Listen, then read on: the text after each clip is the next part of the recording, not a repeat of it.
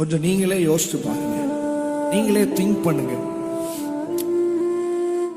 இத்தனை நாள் எத்தனையோ பிரச்சனைகள் உங்க வாழ்க்கையில வந்தது, எத்தனையோ சில சத்துருக்கள் உங்களுக்கு எழும்பினாங்க, சில காரியம் நடக்காம கூட போச்சு, சில காரியம் தாமதமா கூட கிடைச்சது, சில கிடைக்காம கூட போச்சு, சில காரியத்துக்கு அலைஞ்சீங்க, சில காரியத்துக்காக நீங்க உயிரை கொடுத்தெல்லாம் நேசிச்சீங்க, டைம் எல்லாம் அதுக்கு ஸ்பெண்ட் பண்ணீங்க.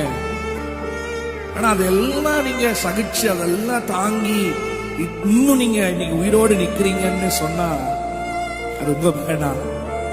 இல்ல இல்ல, அதுதான் கர்த்தருடைய கிருபை,